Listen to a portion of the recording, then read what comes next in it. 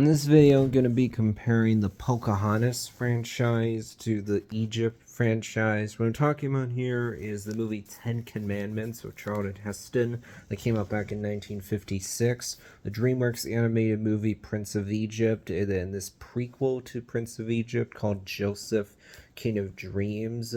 Reason why I'm comparing these two franchises is that previously I compared Pocahontas to Daddy's Home, Pocahontas 1. I compared Egypt franchise to Hocus Pocus 1 and 2, Egypt 1. So now I'm going to compare these two. We look at highest score for each franchise. Ooh, neither Pocahontas film is fresh on Rotten Tomatoes. Highest score is only a 53% for the original movie. The Ten Commandments movie has an 86%. When you look at lowest score, Joseph King of Dreams has a 63%, which is still fresh. Pocahontas 2 only has a 29%. When you look at average score, Pocahontas has an average of 41. Egypt has an average of 76. When you look at gap between lowest and highest score, you got a gap of 24 in the case of Pocahontas, a gap of 23 in the case of the Egypt franchise. So by literally only 1%, Egypt wins this round. It's won every round so far, so it's going to win no matter what. And this one's not hard for me at all. This one's pretty obvious. Yeah, Egypt is definitely better than Pocahontas. I think that Pocahontas has good things about it, but it's not one of the stronger Disney animated films. For one, as people have talked about before, the story here is generic. This movie is following a template that several other movies have used, like Fern Gully, The Last Rainforest, Avatar, A Man Called Horse, Dances with Wolves, The Last Samurai, the soldier going primitive template. That's what it talking about here. Usually soldier from a civil war going primitive template. Also, the way that the Native Americans are portrayed, Pocahontas, not exactly the best.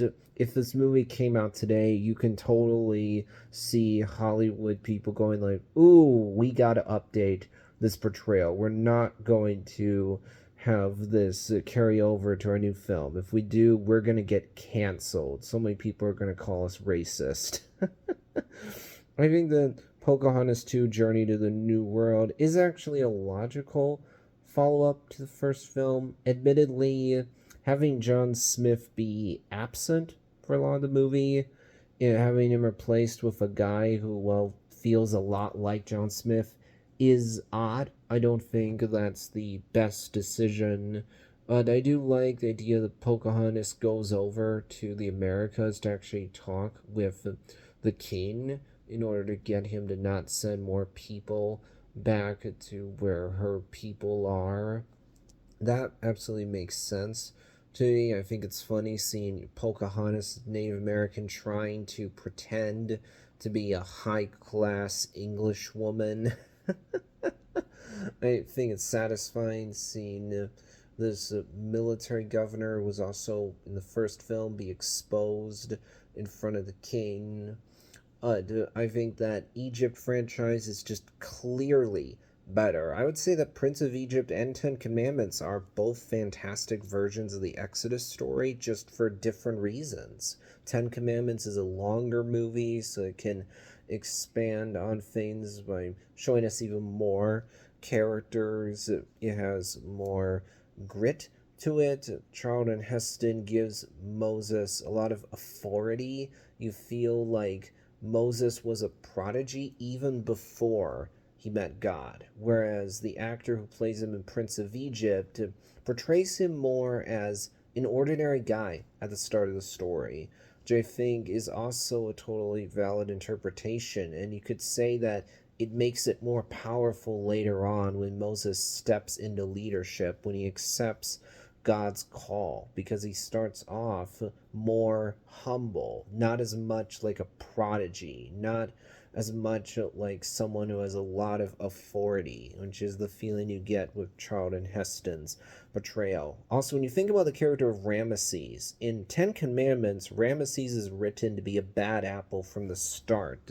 If other characters weren't telling you that Ramesses and Moses were brothers, really you would not guess they are, because there's no love in their eyes. There's no remembrance of the better times and anything that they did together. Whereas in Prince of Egypt, they're clearly brothers. It's sad to see things get worse and worse between them. You can see that Ramesses cares for Moses, but unfortunately his father is really overbearing, and that very much has a negative effect on Ramesses. I mean, the songs in Prince of Egypt are very well done, very memorable. The voice acting, great across the board. The story here is very compelling. Technically speaking, I think both Prince of Egypt and Ten Commandments hold up well. I think the plague song in Prince of Egypt is really powerful, with Moses talking about how Ramesses, it weighs heavily on me that I have to be your enemy, but I know this is what I have to do. This is the call that God has given me. And also, I know that you brought this on yourself, Ramesses. You refused to listen, and thus the people of Egypt are suffering now as a result of your stubbornness and your pride. I wish things could go back to the way they were before, but I know that they cannot. It gets really hard.